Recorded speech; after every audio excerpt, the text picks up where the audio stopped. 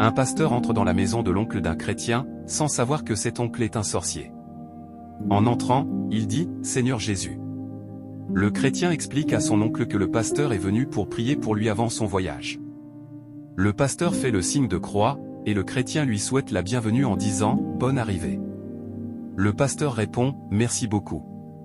L'oncle salue le pasteur en lui faisant la main et dit à son neveu qu'il doit se dépêcher, car le train n'attend pas le voyageur. Mais son neveu lui répond qu'il a fait venir le pasteur pour quelques prières avant son départ. L'oncle dit « Amen, Amen », puis tente de le pousser vers le véhicule. Alors que le pasteur veut parler, l'oncle intervient à nouveau en disant « Le chemin est long ». Le pasteur écoute tout ce que l'oncle dit, puis prend enfin la parole « C'est Dieu Tout-Puissant qui fait tout à notre place. Il ne nous abandonnera jamais, et son fils chrétien n'aura pas à avoir honte. » Il en profite pour lui parler un peu de la parole de Dieu. L'oncle remercie le pasteur pour ses paroles. Ensuite, le pasteur appelle le chrétien à l'écart pour lui confier quelque chose d'important. Il lui demande « Qui est cet homme pour toi ?» Le chrétien répond que c'est son oncle, celui qu'il a élevé depuis la mort de son père. Ce dernier lui dit qu'un businessman doit se protéger contre les esprits maléfiques, être vigilant et avoir la paix dans tout ce qu'il fait.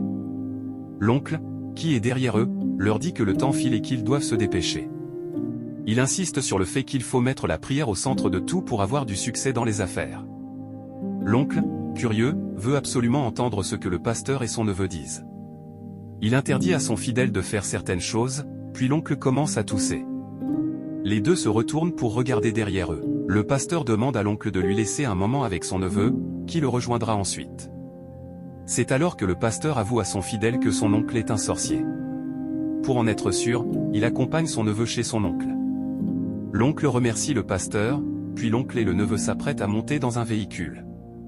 En ouvrant la portière à son neveu, le pasteur la referme avec force, s'excuse devant l'oncle, mais au moment où l'oncle tente d'ouvrir la portière à son tour, le pasteur commence à prier.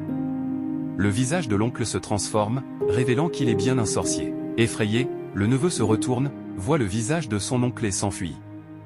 Il court jusqu'à sa chambre, tandis que l'oncle s'en prend au pasteur. Ce dernier lui dit de se repentir, sinon il risque sa vie. Après cette confrontation, le pasteur quitte la... Regardez cette petite fille qui manipule son téléphone portable. Un homme la voit de loin et se demande comment une si jeune fille peut utiliser un tel appareil. Il s'approche d'elle, lui prend le téléphone des mains et fait des gestes comme s'il allait la gifler, en disant « Toi, si petite, comment peux-tu avoir ce genre de téléphone en main ?» L'homme garde le téléphone avec lui et reprend son chemin, mais il ne savait pas que cette petite fille était différente des autres. Elle reste silencieuse un moment, ses yeux rougissent, et le tonnerre éclate. Tout à coup, alors qu'il continue de marcher en marmonnant, il croise la petite fille à côté d'un véhicule, les bras croisés. Surpris de la revoir, il s'arrête et lui fait signe de se calmer. Mais la petite fille continue de le regarder sans prononcer un mot. Pris de panique, il se met à courir et dépasse la petite fille. Plus loin, sur son chemin, il la voit de nouveau, déjà postée sur une autre voie, l'attendant pour lui bloquer le passage. Il s'arrête net, étonné, et regarde derrière lui pour vérifier. Puis, feignant de vouloir lui rendre le téléphone, il fait semblant de le lancer et continue son chemin en la dépassant.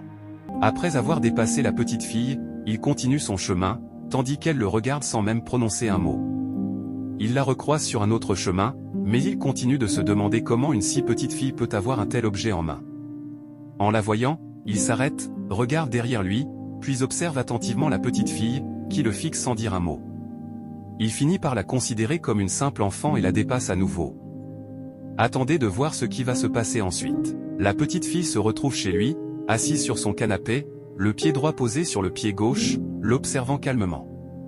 Lorsque l'homme entre dans le salon, il ferme la porte et est stupéfait de la voir assise là. La petite fille continue de le fixer, et il lui dit timidement de se mettre à l'aise. Tout à coup, la petite fille se lève. Pris de panique, l'homme s'agenouille et lui tend le téléphone. La petite fille tend la main pour qu'il lui remette l'objet. Une fois le téléphone récupéré, elle commence à le gifler, une première fois, puis une deuxième, une troisième, et enfin une quatrième fois. Ensuite, elle lui ordonne de punition immédiatement. Sans hésiter, il obéit.